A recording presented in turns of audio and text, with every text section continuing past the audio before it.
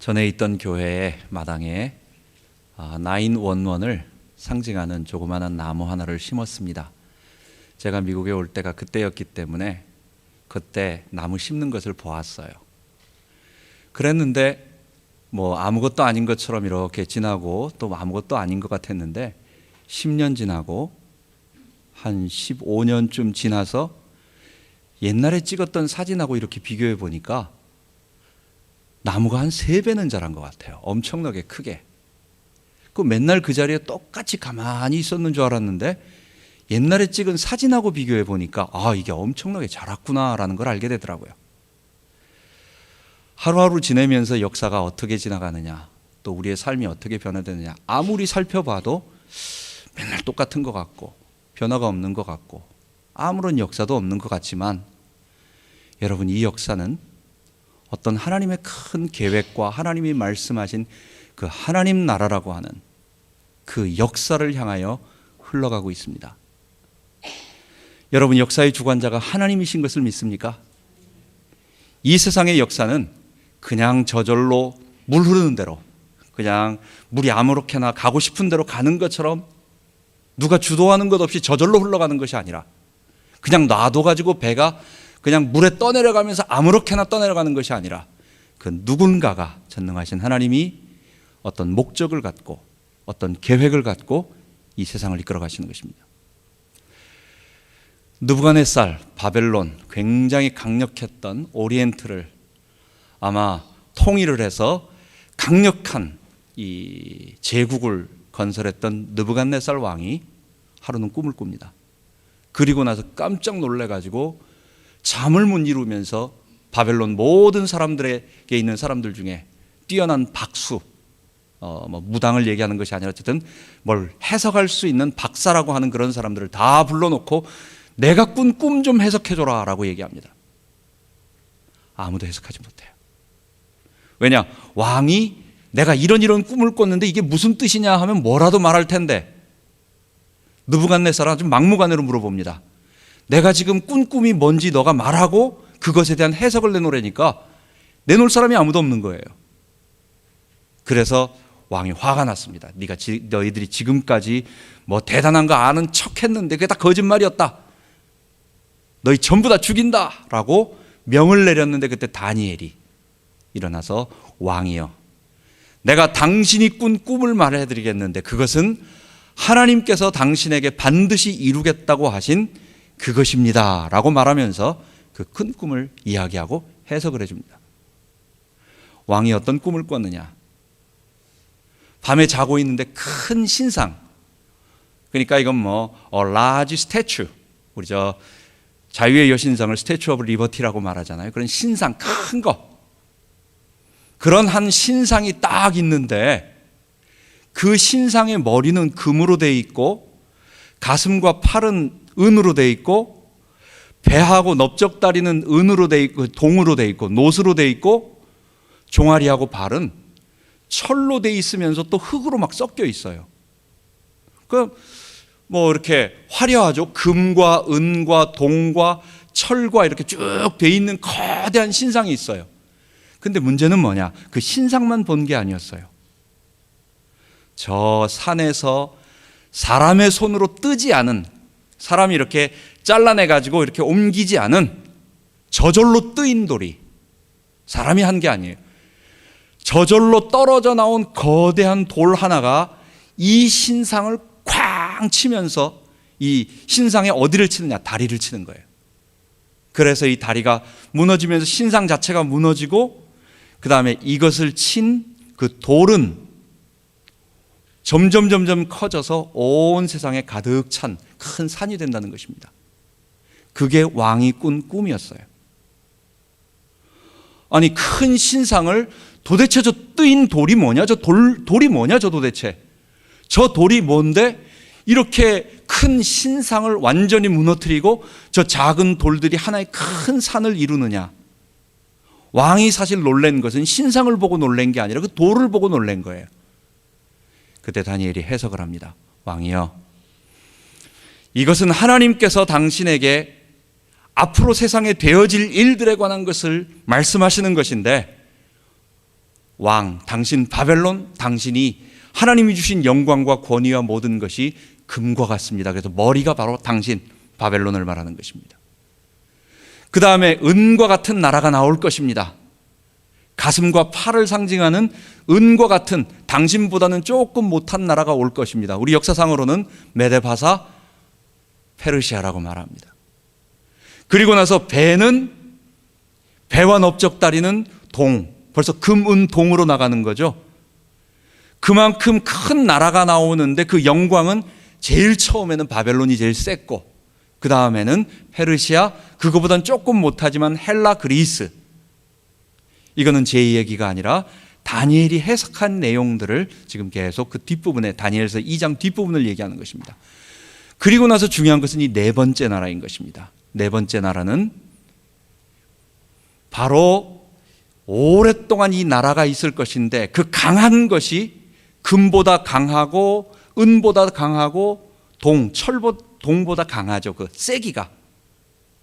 이것이 모든 것을 쳐서 부서뜨리며 나라들을 정복하며 강력한데, 이게 진흙하고 섞여 있어가지고 나라들마다 민족들마다 섞이지 않고 있다가 그 나라가 뜨인 돌이 와서 부서뜨림으로 말미암아 이 온 세상이 새로운 나라가 될 것입니다라는 것입니다. 그러면서 2장 44절에 이 열왕의 때에, 지금 하나님이 그 역사를 진행한다는 거예요. 이 열왕의 때에 하나님이 한 나라를 세우시리니 이것은 무너지지 아니할 것이요, 영원히 무너지지 아니할 것이요, 그 국권이 다른 민족에게 돌아가지도 아니할 것이요, 도리어 이 모든 나라를 쳐서 영영이 서리라 라고 말하는 것입니다. 여러분, 그게 뭘까요? 바벨론 다음에 페르시아 다음에 알렉산더의 그리스 다음에 로마가 지금 이 세상이 뭡니까? 네 번째 나라예요. 이게 다니엘서 7장에 똑같은 네 왕으로 반복되면서 좀 더 세밀하게 얘기합니다.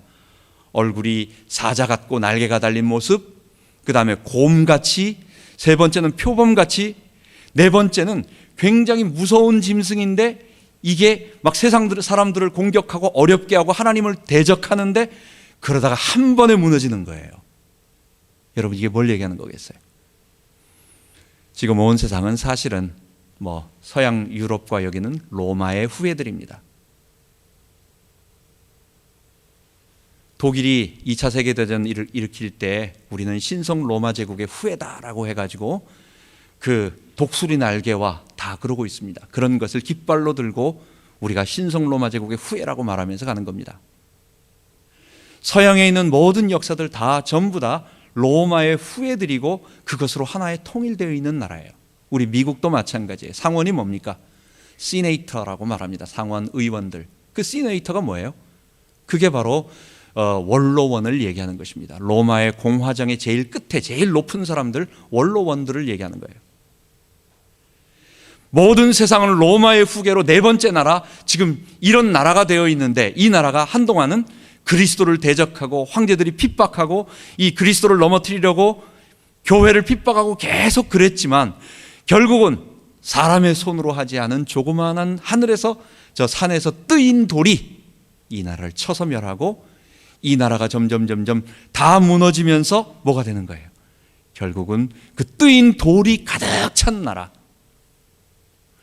요한계시록 11장 15절에 하늘에 7번째 천사가 나팔을 불 때에 어떤 소리가 나느냐?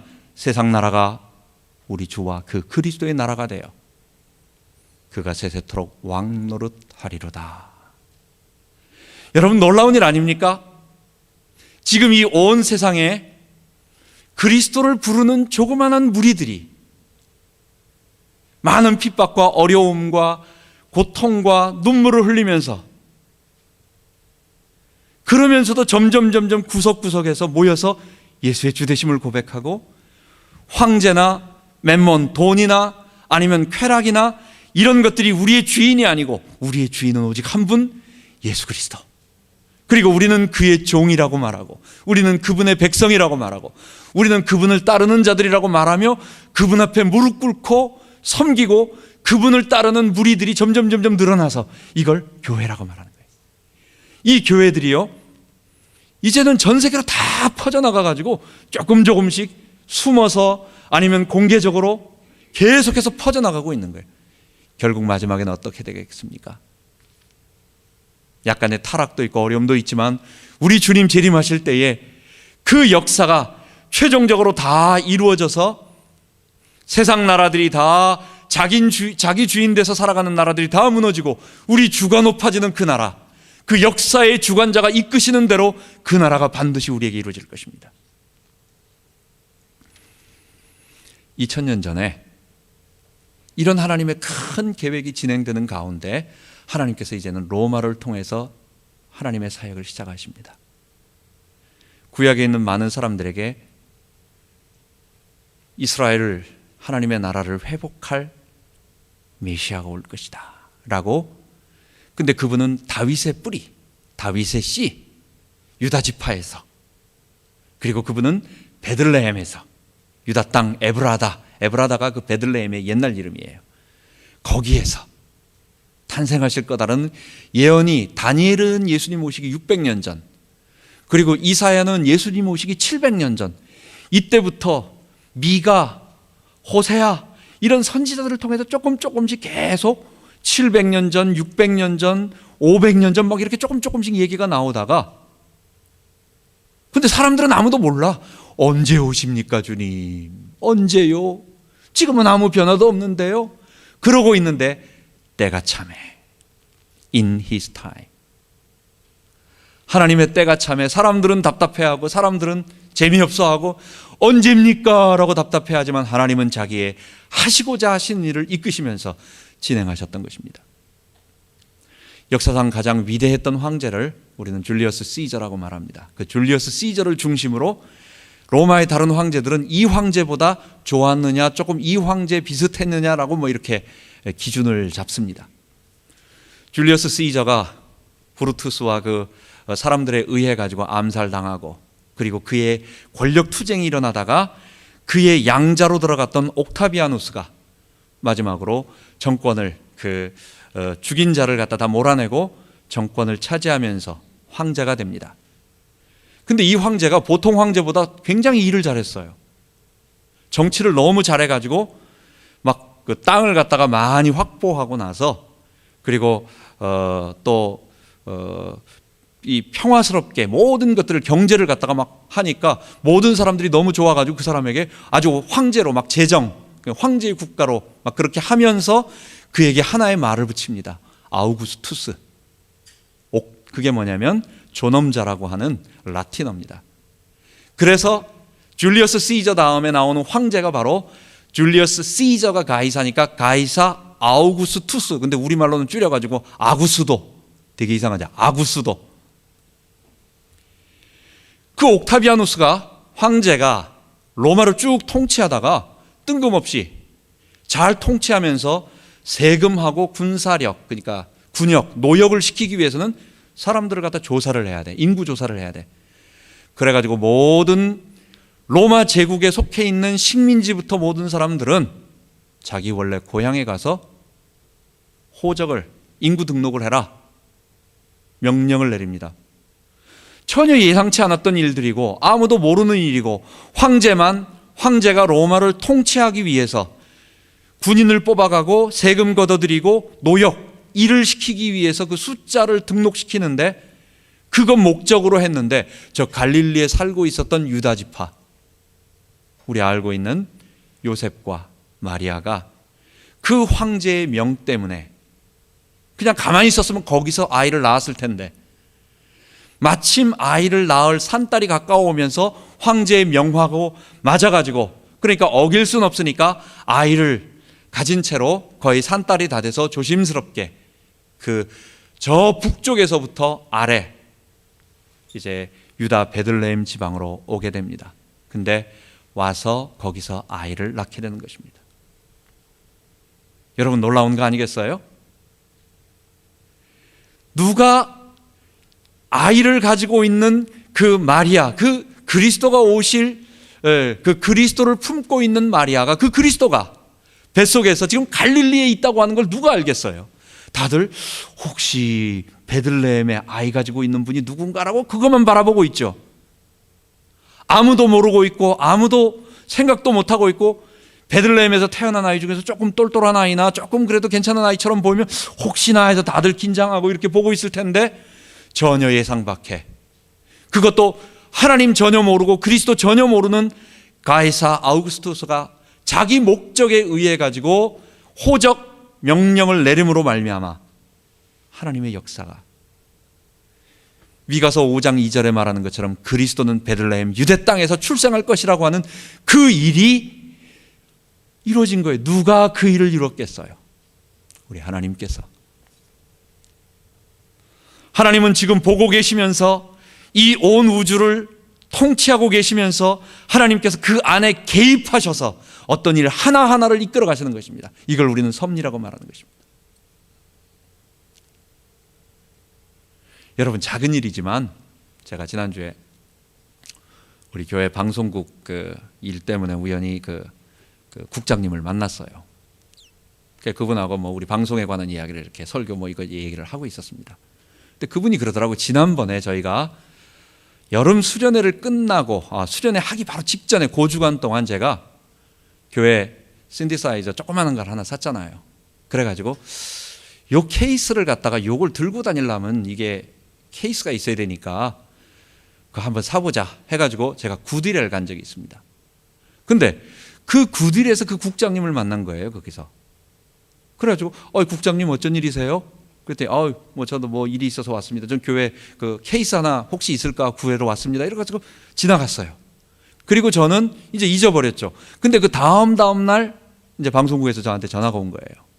알고 보니까 이분이 자기가 목사님 만나가지고 가가지고 그 사장님한테 나를 만났다고 얘기를 했다는 거예요. 그래서 저는 그 사장님이 꿈속에 하나님의 계시를 받아가지고 저한테 전화를 한 줄 알았더니 알고 보니까 엊그제 알았어요. 그리고 자기는 이제 한국으로 이제 2주 동안 휴가를 나갔다고 해서 깜빡 잊어버린 거죠. 근데 그냥 지나가는 말로 내 이름을 댔더니 그 목사님, 그러면서 이제 저한테 전화를 와가지고 그 다음에 이제 진행이 된 것입니다.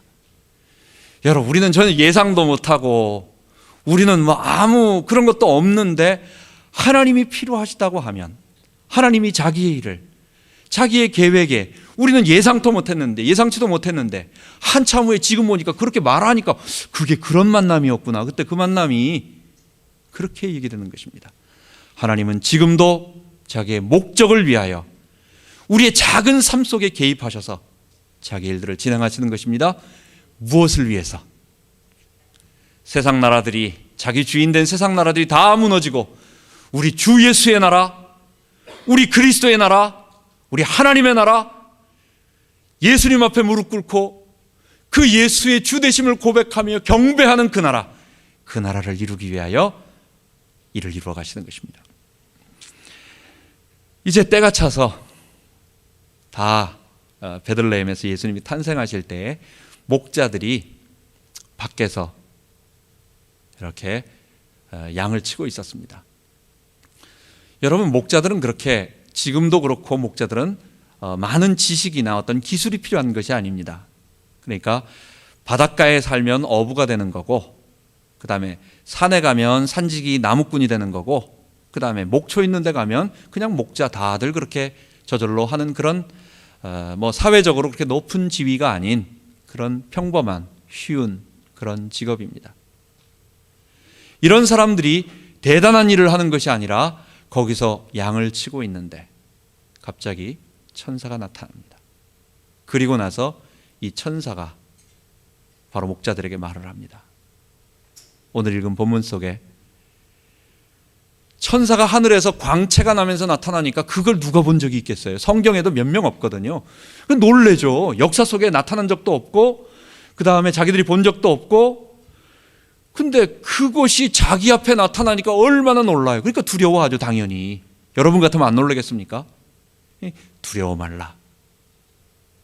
오늘날 너희에게 미칠 큰 기쁨의 좋은 소식을 전하노니. 천사가 한 말 첫 번째가 있습니다. 기쁜 소식. 여러분에게는 뭐가 기쁜 소식입니까? 여러분, 우리에게 기쁜 소식이 뭘까요? 누가 나한테 캐시 한 10,000불만 줬으면 좋겠다. 좀 더 세게 얼마.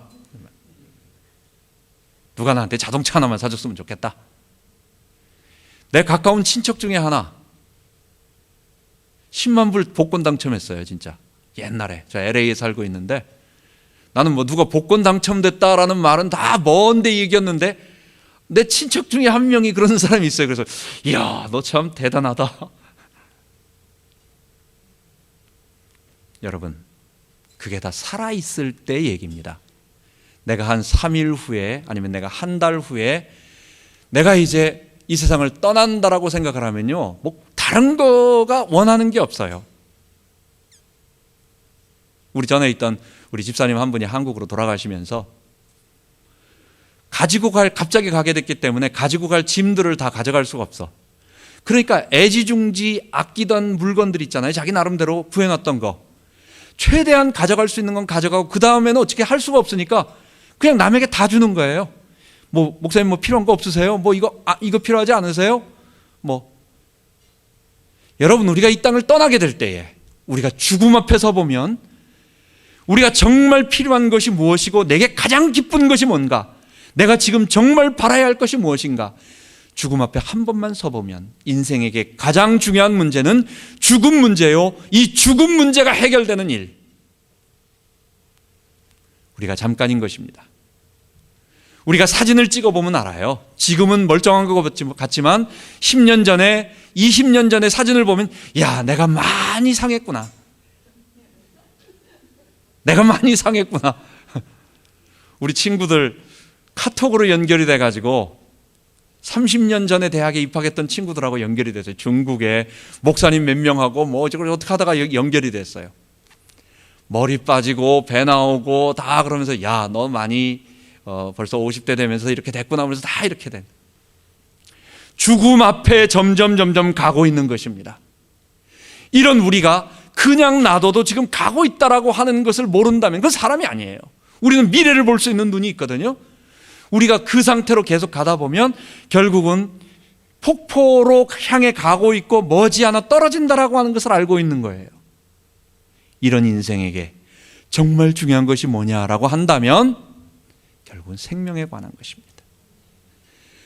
온 백성에게 미칠 큰 기쁨의 소식은 이스라엘이 로마 속국에서부터 벗어난다는 것도 아니고 사람들이 배불리 먹게 되었다는 것도 아니고 사람들에게 정치적 자유와 해방이 온다는 얘기도 아니고 너희를 위하여 구주가 나셨으니 너희를 구원하실 분이 온다는 거예요.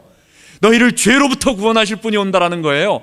너희를 죄의 결과인 사망에서부터 해방해서 너희를 생명을 주실 분이 온다는 거예요.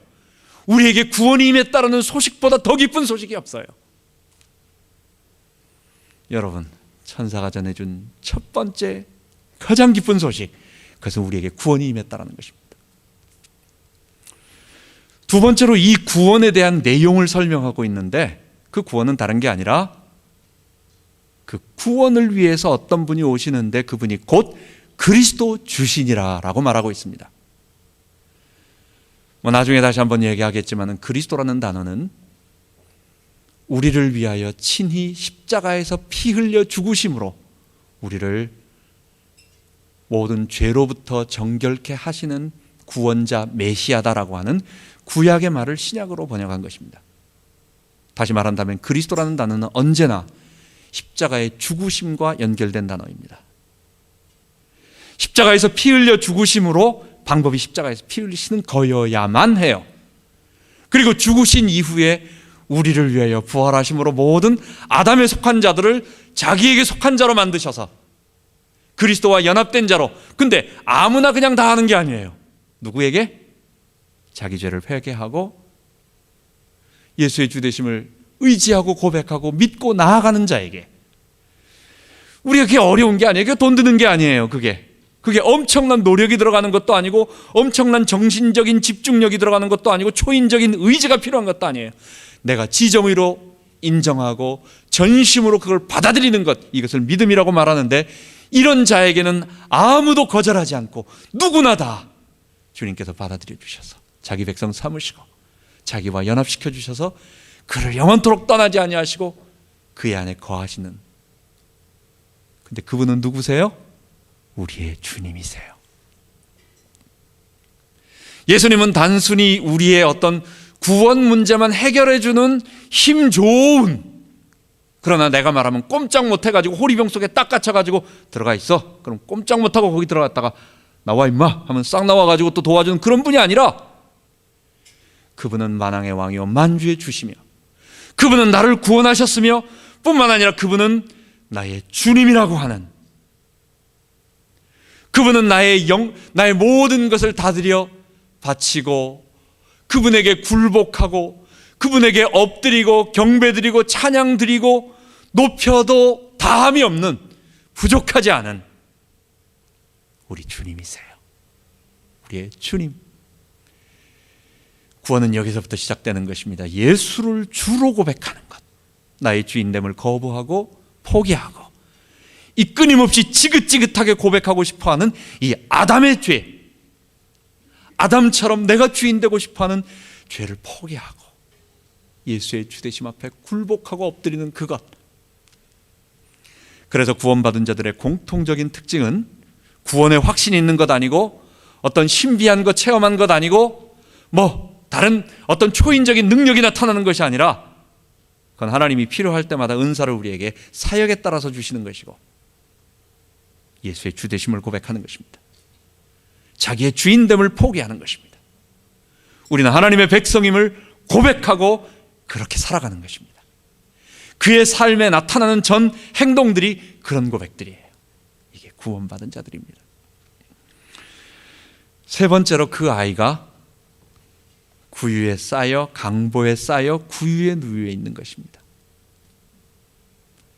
여러분, 예수님은 십자가에 달려 죽으시고 부활하셨기 때문에 그분이 만왕의 왕 만주의 주 하나님으로 등극하신 것이 아니라 그분은 본래 하나님이셨어요.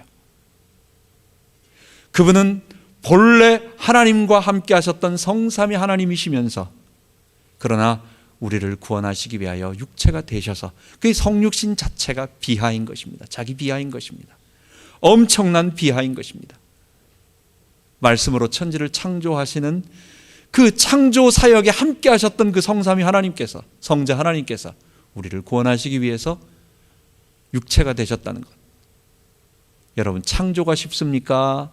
아니면 구속이 쉽습니까? 창조가 훨씬 쉬워요. 하나님 앞에는 말씀으로 다 되는 거고, 근데 구속은 우리를 구원하기 위하여 그분이 육체가 되셔서 피 흘리시고, 그리고 33년의 모진 약함과 아픔과 그런 것들을 다 이기시고 마지막 십자가에 죽기까지 복종하셔서 우리를 위해 몸을 내어주신, 그래서 창조는 경탄이지만 구속은 감격인 것입니다. 하나님의 놀라운 은혜인 것입니다. 그분이 겸손하게, 그분이 왕자로서 왕궁에서 모든 사람들이 다 대접을 받으며 박수를 받으며 와도 대단한 일인데, 그분이 아무도 알아주지 않는 말구유통, 소구유통일 수도 있고, 어쨌든 그 짐승들이 먹는 먹이 구유통에 아기가 쌀 수 있는 조그만한 강보에 쌓여 누여 있는 그 모습. 그분은 끝까지 태어날 때부터 겸손하게 오셨고, 평생 동안 하나님 앞에 자기 주장하지 아니하며 겸손하게 지내셨고, 겸손하게 예루살렘에 가실 때에 백마 타고 수많은 사람들을 거느리고 지휘봉 들고 가지 아니하시고 나귀 타고 조용히 입성하시고, 그분은 겸손하게 묵묵하게 십자가 지고 갈보리에 오르시고, 그리고 아무 저항과 어떤 너들 까불면 내가 한 번에 나중에 돌아올 때 보자 라든지 어떤 자기 주장하지 아니하시고 묵묵하게, 무엇 때문에? 우리를 위하여 겸손하게 오신 것입니다. 우리는 그 겸손하신 주님을 따라서 자기 주장하지 아니하고 예수의 주되심을 고백하는 사람들인 것입니다. 마지막으로 네 번째는, 그것이 뭐냐? 지극히 높은 우리 하나님께는 영광의 사건이었어요. 그리고 우리들에게는 평화의 사건이었어요. 여러분, 모든 피조물들이, 천사들이 예수님이 성삼위 하나님의 삼위 하나님 제2위 되시는 성자 하나님께서 육체가 되셔서 인간의 여인의 몸을 통해서 이 땅에 오시는 그 사건을 천사들은 보고 있으면서 어떤 느낌을 받았을까요? 놀라운 것입니다. 아니, 어떻게 저렇게 귀한 하나님이 정말 이런 일을 하실 수가 있는가? 그리고 과감하게 자기의 아들을 이 땅에 보내신 저 하나님은 도대체 이 인간들을 얼마나 사랑하시는 것인가? 그리고 그 하나님 성부 하나님의 말씀을 듣고 그대로 순종하시면서 이 땅에 오신 저 예수님은 도대체 누구신가? 모든 피조물들이, 모든 만물들이 그 하나님 그리고 그 성자 예수의 탄생을 보면서 영광을 돌리고, 그렇게 저 타락한 인간들을 사랑하시는 것일까? 그리고 저 예수님은 죽으러 오신 것이니까 하나님은 그렇게 공의를 나타내시는 분이신가? 그래서 공의로 죄를 멸하시고, 그리고 저들을 사랑하셔서 자기 몸으로 사랑하셔서 구원하시는 저 하나님 영광, 아무도 감히 상상할 수 없는 이런 일들을 이루신 하나님께 영광 돌립니다.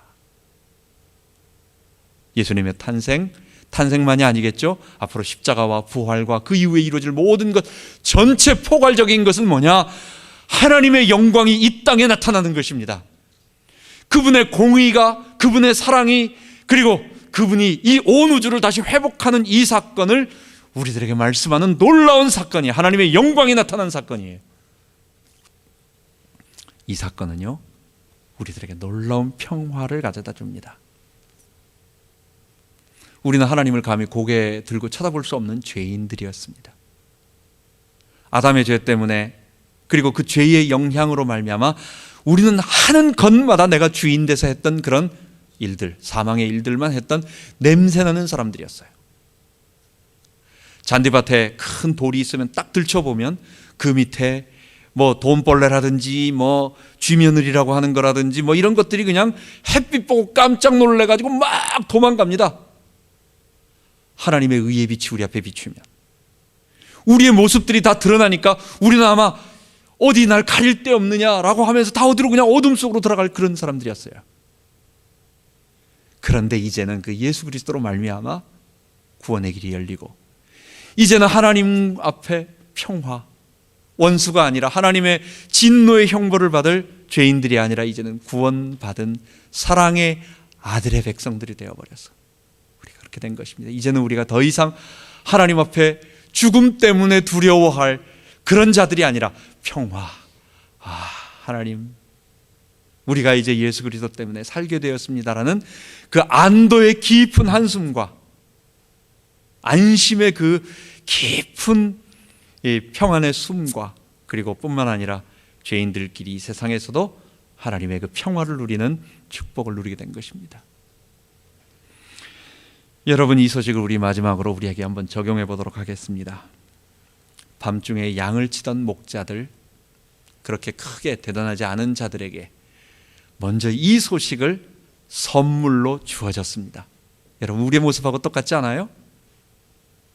예수님의 복음 소식을 우리가 어떻게 알 수 있습니까?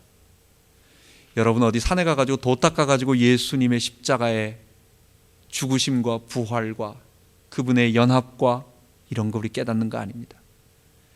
내가 한번 예수님 제대로 한번 알아봐야 되겠다. 여러분, 도서관에서 고시 공부하듯이 한번 공부하면서 성경 읽어가지고 깨달아 본 적 있습니까? 없어요. 은혜로. 물론 우리가 하나님 앞에 하나님 알려주세요, 하나님 구원의 진리를 알고 싶습니다라고 늘 구하고 우리가 주님을 사모하고 나아가긴 하지만, 그게 우리의 마음이고 또 그렇게 해야 되지만, 우리가 그것 때문에 얻어낸 것이 아니라 하나님께서 선물로 우리들에게 주신 것입니다. 목자처럼 거저 주어진 것입니다. 그게 우린 거저 받은 자들이에요. 거저 받았으니 사람들에게 우리는 거저 줄 수 있는 것입니다. 거저 받은 자들이니까 거저 주는 것입니다. 감사하는 마음으로. 배고픈 거지가 누가 밥을 갖다가 주는 걸 알아가지고 거기 가서 밥을 얻어먹었어요. 얻어먹고 나가지고 다른 거지에게, 야, 저기서 어떤 분이 나에게 이런 밥을 주더라, 너무 좋은 분이 있다, 너도 거기 가면 밥 얻어먹어. 우리 그거 말하는 사람들이에요. 나는 농사해가지고 돈 벌어가지고 나는 너희 거지들하고 달라, 나는 그래도 좀 괜찮은 사람이 이렇게 말하는 사람들이 아니라 똑같은 우리도 깡통 들고 있던 사람들이라는 얘기예요. 하나님이 은혜로 우리에게 선물을 주셨어요. 거저 받았으니 거저 주는, 이 복음의 소식을 거저 주는 우리가 될 것입니다. 그들은 그들의 사역을 충성스럽게 감당했습니다. 그 소식을 듣고 그냥 혼자서 심심한데 재밌는 소식 하나 있다라고 그런 가십거리를 갖다가 깨달은 게 아니에요. 천사가 그들에게 말해준 것은 그들 일생의 뭔가가 되었을 것입니다. 그리고 만나는 사람에게 내가 옛날에 놀라운 일이 하나 있었다. 천사가 밤중에 나타나서 이런 말을 해서 내가 그 아기를 봤다. 근데 그 아이가 누구더라 라고 하는 말을 여러분 얘기 안 했을까요? 얘기했을 것입니다. 그리고 예수님 자라나실 때 늘 기억하면서 혹시 그 예수님이 갈릴리에 다닐 때 사람들에게 막 이렇게 이름이 드러나면서 이럴 때 그때 내가 본 그분이었다라고 얘기할 거예요. 오늘날 우리에게 이 누가복음에 이것이 기록된 거, 만약 이게 누가가 헛된 자기가 어떤 말을 지어냈다라고 한다면 이런 말은 새겨질 수가 없어요. 이 사실이기 때문에 누가가 이것을 쓸 때에 진짜 이 목자들이 내가 그 증인이야 라고 말하기 때문에 이 말이 힘을 얻고 계속 그 교회에서 전파되어지고 있었던 것입니다. 여러분, 우리에게 주어진, 목자들에게 주어진 그 사명은 그거였는데 우리들에게는 뭘까요? 우리들에게 주어진 사명, 이제 초림으로 오셔서 우리를 위하여 십자가에 죽으시고 구속사역을 다 이루시고 이제는 성령으로 함께 하시고 이제 오시겠다고 약속하신 그 왕의 귀환, Return of the King, 어디서 많이 듣단 말이네요. 남자애들, 우리 학생들만 Lord of the Ring 3편 제목입니다. 왕의 귀환, Return of the King. 우리 왕이 귀환하십니다. 우리 지난주에 문화 비유를 배웠죠. 왕 위를 어떤 귀인이 받으러 갑니다. 하나님께 예수님께서 받으러 가시는 거예요. 그래서 돌아오십니다. 자기 종들에게 달란트와 문화를 다 나눠줍니다. 여러분, 우린 그런 사람들이에요. 우린 청지기들이에요. 우리가 우리의 삶을 살아가면서 왕이 있다라고 생각하는 사람들입니다. 우리는 왕을 섬기는 사람들, 그 왕이 오신다는 것을 고백하는 사람들, 우리는 그 왕이 오셔서 나에게 다시 상 주겠다고 약속하신 것을 믿는 사람들, 그분을 배웠고 그분이 나에게 맡기신 것을 점검해서 뭔가 말씀할 거라고 하는 것을 기다리는 사람들, 또 다른 편에서는 너무너무 사랑하는 우리의 신랑을 기다리는 정결한 신부들, 우리는 그런 사람들이에요. 여러분, 이 땅에서 우리 주의 나라를 기다리며 우리 개인에게 맡겨진, 우리 나 목자같이 천하고 작은 사람들이지만 우리에 맡겨진 것들을 최선을 다하고 우리 주의 귀환을 기다리며, 먼저 계셨던 분이 오신다고 약속하셨으니까 그거 기다리며 그분이 상 주실 것을 기다리고 이 땅을 살아가는 우리 모든 성도 되기 바랍니다. 기도하겠습니다. 하나님 아버지, 낮고 천한 그 구유간에, 구유 위에 우리의 만왕의 왕이 누우셔서 단지 나의 죄, 그 죄가 내 힘으로 해결할 수 없기 때문에 주님이 우리를 구원하시기 위해서 이 땅에 오심을 감사합니다. 너무나 감격스럽고 너무 고맙고, 그리고 그 주님이 구원을 이루시고 이제는 다시 오시겠다고 약속하셨습니다. 지금은 성령으로 우리와 함께 하시는데 그 예수님의 오심을, 귀환, 왕의 귀환을 생각하며 기대하며 그분을 만날 것을 기억하고 또 그분이 우리에게 맡기신 것을 우리에게 한번 물어보실 날이 있다라는 그 주님의 그리스도의 심판대 앞에 설 것이라는 것을 생각하며 하나님, 우리의 삶을 살아가게 하여 주옵소서. 2016년도에 우리에게 맡겨진 하나님 중요한 일들을 잘 감당하는 우리 되게 하여 주옵소서. 우리 주 예수 그리스도 이름으로 기도하옵나이다. 아멘.